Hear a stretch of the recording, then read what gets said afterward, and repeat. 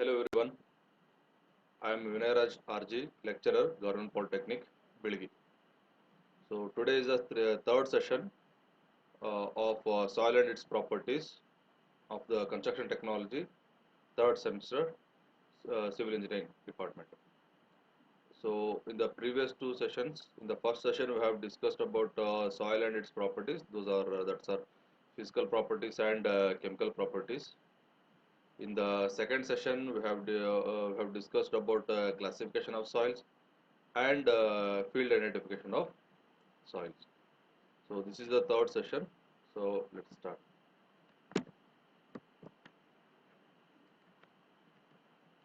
So course content is the same as the previous sessions, where in this course types of soil and their suitability construction of the structures are there, and we will study the bearing capacity and how to find out the bearing capacity of the soil by plate load test, which we will discuss in this class. And third one is method of improving the safe bearing capacity, and fourth one is various values of the safe bearing capacity for various soils. So course outcome is, so at the end of this course, you should identify the types of soils, you should know their strength, and you should know how to conduct the plate load test also, which we will discuss in this session.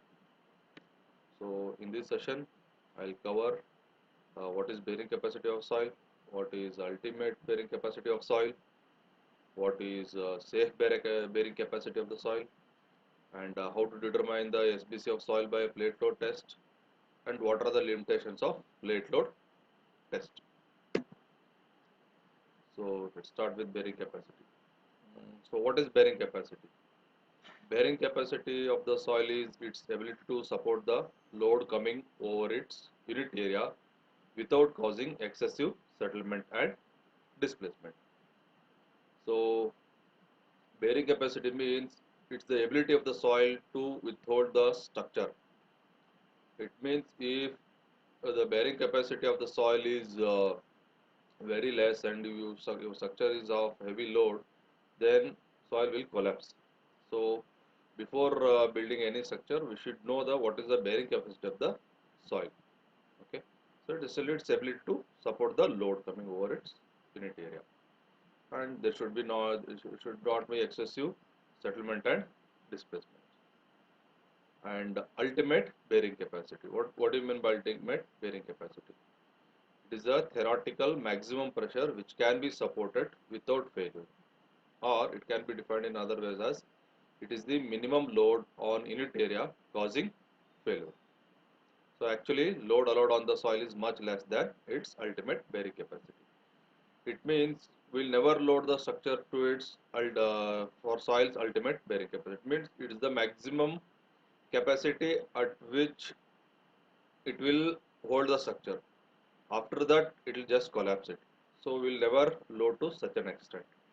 Okay, that is the ultimate bearing capacity. So what is allowable or safe bearing capacity? This is very important. Here you can see.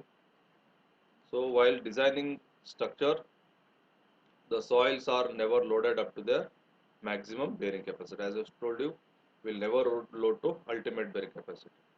So the value of the permissible load taken for the purpose of design is known as safe or allow bearing capacity. It means we just whatever ultimate bearing capacity will divide it by 2 or 3 times to get the safe bearing capacity. So it means after while designing only we consider the safe bearing capacity. Based on that we will design the building.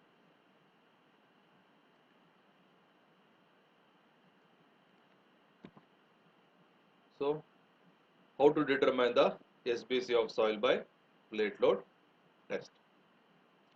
So plate load test is a field test for determining the ultimate bearing capacity of the soil and likely settlement under the given load. The plate load test basically consists of loading a steel plate placed at the foundation level and recording the settlements corresponding to each load increment. So I will explain it step by step. So the plate load can be divided into following heads. It means just divided in different heads. First one is the test setup. Second one is testing procedure. Third one is interpretation of results. Fourth one is limitations of the test. So what is the test setup? So in the test setup, I'll just show you. See here you can see uh, this is the foundation pit. This is the foundation pit, actual foundation pit. Okay, a test pit is dug at the site up to depth at which foundation is proposed to be laid. It means where we need to the foundation we have the foundation at that depth we need to have this pit. The width of the pit should be at least 5 times width of the test plate. So here is the bearing plate. On this plate we are placing the load. So the width of this pit should be at least 5 times the width of this test plate. If test plate width of the test plate is B suffix P, then it should be 5 times of B suffix P. Okay. So at the center of the pit, a small square depression hole is made whose size is equal to the size of the test plate and the bottom level of which corresponding to the level of actual foundation. So here you can see the plan. This is the width of the foundation. Width. Here at the center of the foundation we will have a small pit. So you can see this is the small pit. So width of this pit should be of the width of the size of width of plate, test plate. Okay. So a mild steel plate, also known as bearing plate, used in the test should not be less than 25 mm thickness. It means the test plate thickness of this test plate should be minimum of 25 mm thick, and its size, this width of the test plate size, it may vary from 300 mm to 750 mm. And next, this test plate, it should be a square or a circular. Okay, this test setup. So testing procedure. The load is applied to the test plate through a centrally placed column. The test load is transmitted to the column by one of the following method. On that, whatever the what we place the plate on that, a column will be raised. On that column will have some load. So based on that load, the plate will settle. So the application of load is done by in two methods. Either it is by gravity loading method or by reaction truss method. So I'll explain what is gravity loading. Okay. So in this test, loading platform is constructed over a column plate placed on the test plate. The test load is applied by placing dead weight in the form of sandbags, pig iron, concrete blocks, lead bars, etc. on the platform. Many times a hydraulic jack is placed between the loading platform and the column top for applying the load to the test bed. The reaction of the hydraulic jack being borne by the loaded platform. So here is the figure. So here this is the foundation pit, you can see here. So here is the test plate. On this test plate one column will be raised. It is a steel column. So in this steel column we will apply load. These loads are of sandbags or concrete or whatever the things we can, or other many other things can be used as a loading. So based on this load, this load transferred to this test bed. What happens is this test load gets settling, so it keep goes down. So the dial gas fixed on this test plate and a datum bar start moving as this plate settles. So this reading we will calculate for our calculation. Okay. This is regarding gravity loading method. Gravity loading in the sense the loading is due to gravitational force. So the sandbags, you may use the sandbags or concrete blocks also used for loading purpose. So this is the plan. So these are all the columns on which the sandbags are given. So datum bar is always in the diagonal shape. Diagonally it is placed diagonally. This is the bearing plate. You can see is the flat. So second one is reaction truss method. In case of reaction truss method, a steel truss of suitable size is provided to bear the reaction of the hydraulic jack. The truss is firmly anchored to the ground by means of steel anchors, and guy ropes are provided for ensuring its lateral stability. When the load is applied to the test plate, it starts sinking slowly. The settlement of the plate is recorded to an accuracy of 0.02 mm with the help of sensitive dial gauges. At least two dial gauges are used to account for differential settlement. The dial gauges are placed diametrically opposite ends of the plate, and one dial gauge is mounted on independently supported reference beam or datum rod. As the plate sinks, the ram of the dial gauges moves down and settlement is recorded. The magnitude of load is indicated on the dial gauge of the hydraulic jack.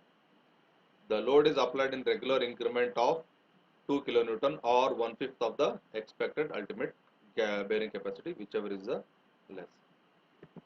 So here is the reaction truss method. Here it is as same as gravity loading. Only thing is uh, the loading happens due to the this truss. So this truss is placed on this hydraulic jack, and the load is provided with 2 kN increments, and it for every 0.02 mm will record from the dial gauges. These are the dial gauges placed diagonally to each other. So this is the plate. Okay, I'll show you some of the pictures later. So you can see this is a circular plate before load application. You can see after application of the load, it sinks in the soil, gets settled. Settlement happens here. So how to calculate the permissible settlements? The value of permissible for different types of soil for different types structures are specified in the IS code. The corresponding settlement of test plate can be calculated from the formula. The formula is SF is equal to SP B into BP plus 0.3 divided by BP into B plus 0.3 whole square. Okay, where B is the width of the footing, which is 5 times width of the test plate. The BP is the width of test plate in mm. SP is the settlement of test plate in mm. So you can calculate the settlement of footing in which is SF. This is the formula we will use to calculate the settlement of footing. So based on these values, we can have some graph which is load versus settlement. Load is in terms of kg per meter square, and settlement is in terms of mm. Okay.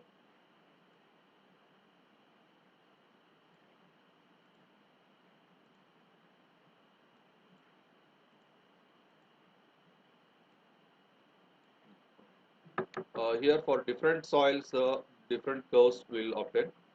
For first one, curve 1 is a typical for loose to medium non-cohesive soil. It can be seen that initially this curve is straight line, but as the load increases, it flattens out. There is no clear point of shear failure. So this is the curve 1. You can see as load increases, settlement also increases, but there is no clear cut point where you can have a shear failure. Gradually it's settled down. This is for cohesionless soil, which is loose to medium cohesionless soil. This is the curve 1. For cohesive soil, that is curve 2, this is the curve 2, is typically for cohesive soil. This may not be a quite straight in the initial stages and leans towards settlement axis as the settlement increases. You can see here, as the load increases, settlement also increases. At certain point, even though we don't increase the load, it just keeps settling down. Suddenly, this is the shear point where it gets settlement occurs heavily. Okay. For third curve is for cohesive soil. See here, this is also stated note as load increases, settlement increases gradually in the for cohesive soils. And curve 4 is for dense cohesionless soil. Here also see, you can see the as load increases, settlement also increases. At one point, its settlement suddenly increases, though load is not increased. This is for cohesionless. Okay. I will show you some pictures. See, this is gravity loading, where you can see on these platforms sandbags are provided for loading. You can see that load is transferred to this column and dial gauges are fixed here. Okay, so these dial gauges note on the settlement.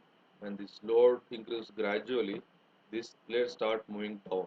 As it moves down, this dial gauge records the movement of this plate.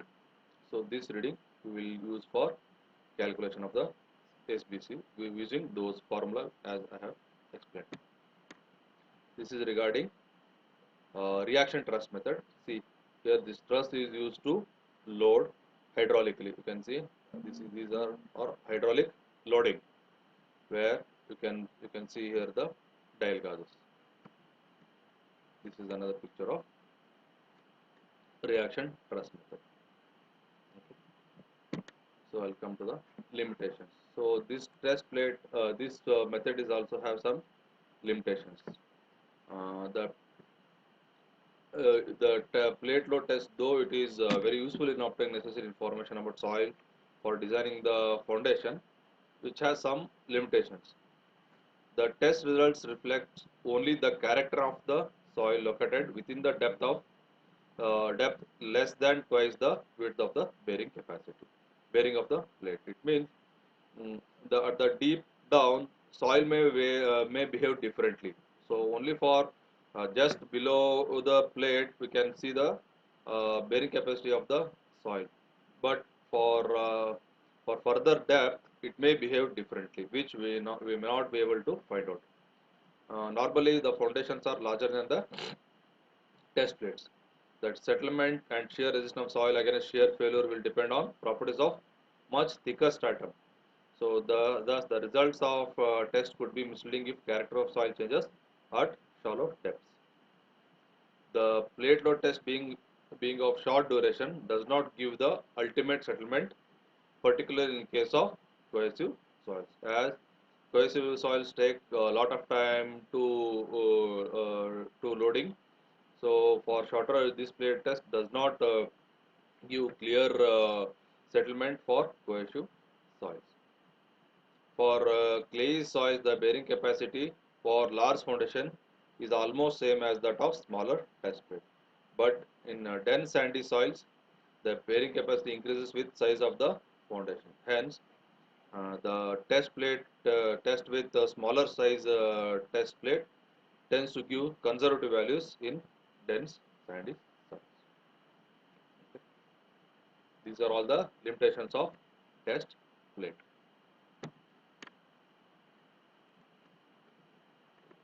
So I have shown you these pictures. You can see in YouTube, you will get a lot of videos how this has been done. Okay, please go through those videos from the YouTube. So we'll have some assessment test. Okay, uh, please take a notebook and I will read out these questions. Try to answer these questions or note down the answers. Correct answers I will give you. I will give you later. Okay. The first question is, the main observation of plate test is, means what are the observation of the plate test? Settlement of test plate, stability of test plate, settlement of soil, stability of soil. Please note the correct answers.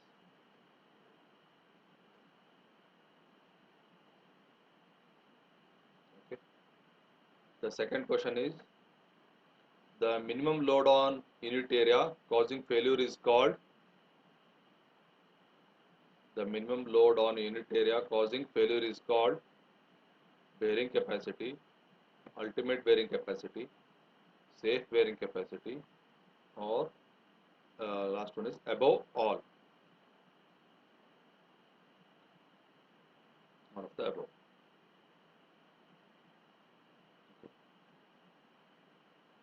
Next question is um, which of the test dash is the test for determining ultimate bearing capacity. So to find out the ultimate bearing capacity, which test we used in the field, whether it's plate load test, dropping weight test, method of loading, or all the above.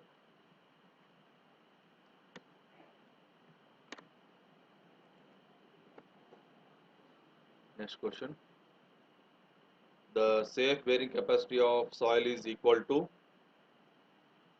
natural strength into factor of safety, ultimate tensile strength divided by factor of safety, factor of capacity, ultimate compressive strength by factor of safety, or ultimate bearing power or ultimate bearing capacity divided by factor of safety. So how will you calculate safe bearing capacity of the soil? Okay. The next question is, for determining the ultimate bearing capacity of soil, the recommended size of square bearing plate to be used in plate load test should be 30 cm to 75 cm square with a minimum thickness of 10 mm, 20 mm, 25 mm, or 5 mm. What is the minimum thickness of the plate which we used? Okay.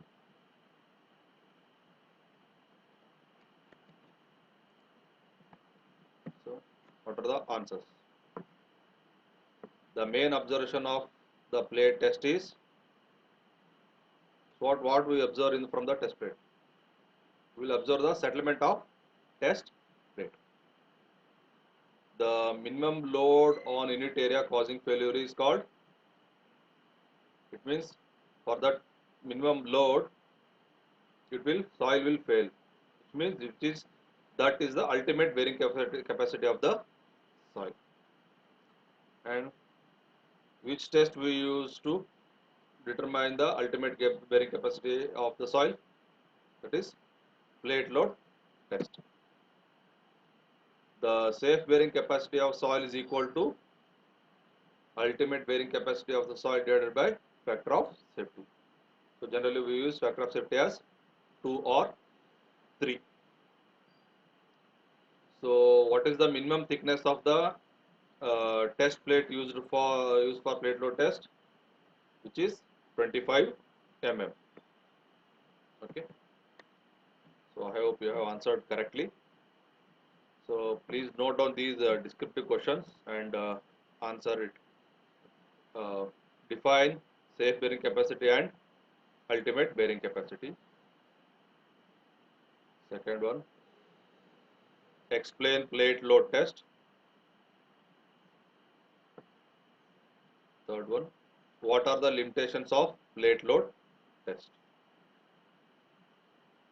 Fourth one, explain load settlement curve of plate load test. Please go through the study material and the PPT and try to answer these questions without seeing the study material. So there are some such student activity. You need to do these activities. Prepare a model of plate load test. Try to model both gravity loading and reaction truss method. So visit different construction site to collect different soil and know their SPC values. Okay. So in this session we have covered what is bearing capacity, safe bearing capacity or what is the ultimate bearing capacity. Okay. Then we have studied the how to determine the safe bearing capacity of the soil. So by using plate load test. Again, for plate load test, loading can be done by using gravity loading, or by reaction truss method. Then we just study the different curves for different soils, how the different soils behave for different settlement for different loads. And I have shown you some pictures of actual pictures of the plate load test, and we have studied the limitations of the plate load test. Okay, I hope you enjoy the session. So please study well. Okay, thank you.